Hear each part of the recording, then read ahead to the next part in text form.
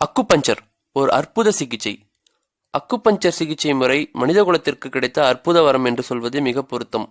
பல பரிசோதனைகள் செய்தும் கண்டறிய முடியாத நோய்கள், பல ஆண்டுகள் தொடர்ந்து மருந்துகள் உட்கொண்டும் குணமாகாத நோய்கள், அறுவை சிகிச்சைகள் செய்த பின்னும் தீராத நோய்கள், இனி குணமாக வாய்ப்பே இல்லை என்று மருத்துவர்களால் கைவிடப்பட்டவர்களின் நோய்கள் எவ்வித சிரமமின்றி மிக எளிமையான மருந்தில்லாத அக்குபஞ்சர் சிகிச்சையின் மூலம் குணமாவதை இன்றைய மருத்துவ உலகம் பிரமிப்போடு பார்த்து கொண்டிருப்பதை நாம் ரசித்துக் கொண்டிருக்கிறோம். அக்குபஞ்சர் மருத்துவத்தின் அடிப்படை தத்துவமாகிய உயிர் சக்தி, விட்டல் எனர்ஜி உணராதவர்களுக்கு இது ஓர் அற்புதம் தானே. அக்குபஞ்சர் வரலாறு. History of acupuncture. அக்குபஞ்சர் ஓர் இந்திய சீன மருத்துவ முறை. காரணம், இந்தியாவில் தமிழ்நாட்டில் குறிப்பாக பழனியில் வாழ்ந்த போகர் என்னும் சித்தர் மூலம் நமது பாரம்பரியமிக்க சித்த மருத்துவத்தின் முறையின் ஒரு பிரிவான வர்ம சிகிச்சை முறை சீனர்களுக்கு அறிமுகப்படுத்தப்பட்டு சீனர்களால் அம்முறை மேலும் மேம்படுத்தப்பட்டு அக்குபஞ்சர் என்னும் பெயரால் இவ்வுலகை வலம் வந்து கொண்டிருக்கிறது. பழனி முருகர் நவபாஷண சிலையில் போகர் வடிவமைத்த அக்குபஞ்சர் புள்ளிகளும் சக்தி ஓட்டப்பாதைகளும் இம்முறைக்கு தமிழகம்தான் ஆணிவேர் என்பதை உறுதிப்படுத்துகிறது.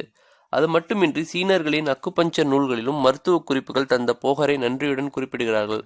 ஆனாலும் சீன நாட்டின் மஞ்சள் நதியோரம் ஆட்சி புரிந்த பேரரசர் ஹிவாங் டி அக்குபஞ்சரின் தந்தை என்று அறியப்படுகிறார். கிமு 2697க்கும் கிமு 2596க்கும் இடைப்பட்ட காலத்தில் வாழ்ந்த இவரது நெய்ஜிங் என்ற புத்தகம் மூலம் அக்குபஞ்சர் மருத்துவம் பதிவு செய்யப்பட்டிருக்கிறது.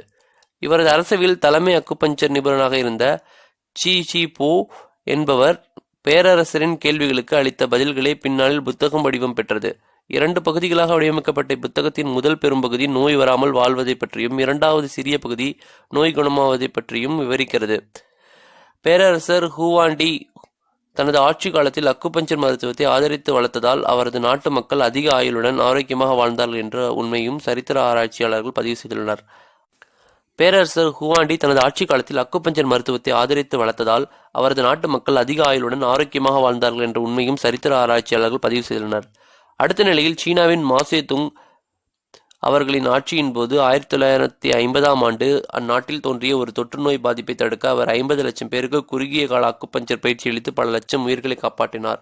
இச்சம்பவம் உலக வரலாற்றில் மாசேதுங்கின் பெருமையை பறைசாற்றுகிறது. அது மட்டுமின்றி மாசேதுங் பாரம்பரியமிக்க அக்குபஞ்சர் கலையை அறிந்திருந்ததால் இம்முறையை அளிக்க முயன்றவர்களை வீழ்த்தி அவரது காலத்தில் சீன நாட்டில் இருந்த 70,000 நவீன மருத்துவர்களையும் அக்குபஞ்சர் பயில வற்புறுத்தினார். இருந்தும் அக்குபஞ்சர் மருத்துவ முறை ஒரு குறிப்பிட்ட குறுகிய வட்டத்தில்தான் முடங்கியிருந்தது. இந்நிலையில் 1972ஆம் ஆண்டு அமெரிக்க ஜனாதிபதி நிக்சன் மேற்கொண்ட சீன பயணம் அக்குபஞ்சரின் இன்றைய வளர்ச்சிக்கு ஒரு வித்தாக அமைந்தது என்று சொன்னால் அது மிகையாகாது.